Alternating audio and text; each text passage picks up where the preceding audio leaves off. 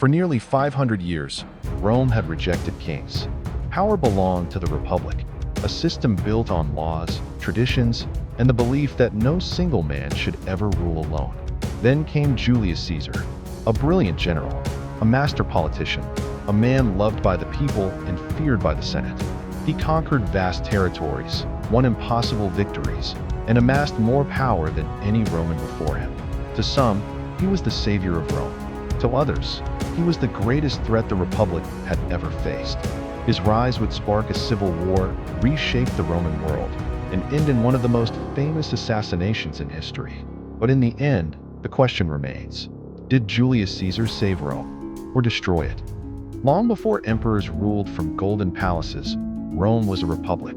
Its leaders were elected, laws were debated in the Senate, and power was meant to be shared among competing institutions. At least, that was the ideal. In reality, a small group of wealthy aristocratic families dominated politics. The gap between rich and poor continued to grow. Veterans returned from war to find themselves struggling. Corruption spread through the government. Political violence became increasingly common. As Rome expanded across the Mediterranean, its political system struggled to keep pace. By the 1st century BC, the Republic was already showing signs of deep instability. The stage was set for someone ambitious enough to seize the opportunity. Julius Caesar was born in 100 BC into a noble Roman family. His family name carried prestige, but not the wealth or influence enjoyed by Rome's most powerful elites. From an early age, Caesar displayed remarkable confidence. He was intelligent, ambitious, and unusually skilled at winning people over. As a young man, he survived political purges, military campaigns, and dangerous rivalries that could have ended his career before it even began. Each challenge seemed to strengthen him. While many Romans sought security and stability, Caesar pursued something far greater: glory. He believed he was destined for greatness, and over time, he would convince millions of others to believe it as well. In Rome, military success alone was not enough. To reach the highest levels of power, Caesar needed allies. He found them in two of the most influential men in the Republic: Pompey the Great, Rome's most celebrated military commander, and Marcus Licinius Crassus, one of the wealthiest men in history. Together, the three formed an unofficial political alliance known as the First Triumvirate. Each man brought something the others lacked. Crassus provided money, Pompey provided prestige, Caesar provided ambition. For a time, the arrangement worked brilliantly. The alliance dominated Roman politics and helped Caesar secure one of the most important commands of his career, a command that would soon transform him from politician into legend.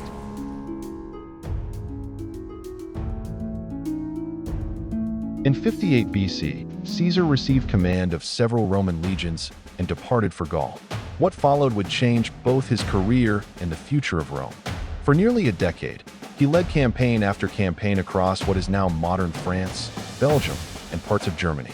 His armies marched through forests, crossed great rivers, and fought tribes that had never accepted Roman rule. Each victory brought new territory, new wealth, and new glory. Reports of his achievements spread throughout the Republic. To ordinary Romans, Caesar was becoming a national hero. To his political rivals, he was becoming something far more dangerous: a man with an army that adored him. But Rome's conquest of Gaul was far from complete. In 52 BC, a young chieftain named Vercingetorix united many of the Gallic tribes under a single banner. For the first time, Caesar faced an enemy capable of organizing large-scale resistance. The decisive confrontation came at Alesia. Vercingetorix and his forces retreated into a fortified hilltop city. Caesar responded with an astonishing plan. Instead of one line of fortifications, he built two. One facing inward to trap the defenders, another facing outward to stop a massive relief army approaching from outside. Surrounded on both fronts, the Romans held. And when the battle ended, Gaul belonged to Rome. The victories in Gaul transformed Caesar into something Rome had rarely seen before: a military commander whose fame rivaled the Republic itself. His soldiers admired him not only because he won battles, but because he shared their hardships. He marched beside them, endured the same weather, faced the same dangers. Many legionaries believed they would follow him anywhere. As stories of his victories reached Rome, Public admiration continued to grow. Crowds celebrated his successes. Poets praised his achievements. And with every passing year, Caesar's influence expanded far beyond the battlefield. While Caesar was winning victories abroad, politics in Rome continued to change. The alliance that had once protected him was falling apart. Crassus had died during a disastrous campaign in the east. Relations with Pompey grew increasingly hostile. Meanwhile, Caesar's popularity continued to rise. His soldiers were loyal. The people admired him, and his military successes seemed endless. Many senators began asking the same question. If Caesar returned to Rome with this much power, who would be able to stop him? In 49 BC, the Senate issued its ultimatum. Caesar was ordered to surrender his command and return to Rome as a private citizen. Obeying would leave him vulnerable to prosecution by his enemies. Defying the order would mean civil war. For months, tensions mounted. Then came the moment that would echo through history. Caesar led his troops across the Rubicon River, the legal boundary separating his province from Italy. According to tradition, he declared, "The die is cast." With that single decision, Rome's republic entered a war against itself. The conflict moved quickly. Pompey and many senators fled Rome before Caesar's advance. What followed was a struggle that stretched across the Mediterranean world. Roman fought Roman. Legion fought legion. Cities changed sides. Old alliances collapsed. Caesar pursued his enemies relentlessly, winning battle after battle. Finally, in 48 BC, he met Pompey in Greece at the Battle of Pharsalus. Despite being outnumbered, Caesar achieved a decisive victory. Pompey's power was broken, and Caesar's path to dominance stood wide open. After his defeat, Pompey fled to Egypt seeking refuge. Instead, he was murdered by local rulers hoping to gain Caesar's favor. When Caesar arrived, he found himself drawn into Egypt's internal power struggle. There he met Cleopatra, young, intelligent, and determined to secure her throne. Their alliance changed both of their lives. Together, they defeated Cleopatra's rivals and restored her authority. The relationship fascinated Rome. Some admired it. Others viewed it with deep suspicion. As Caesar's influence expanded beyond Rome itself, concerns about his ambitions only grew stronger.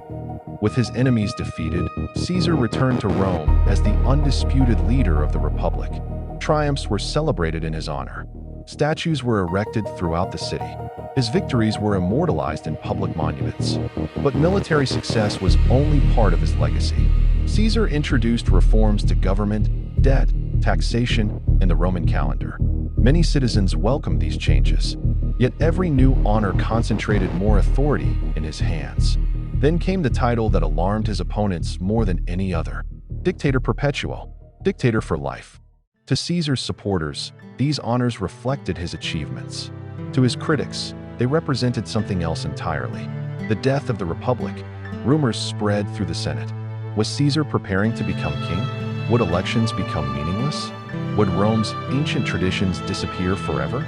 A group of senators convinced themselves that drastic action was necessary. Among them was Marcus Junius Brutus, a man Caesar trusted, a man many believed would never betray him.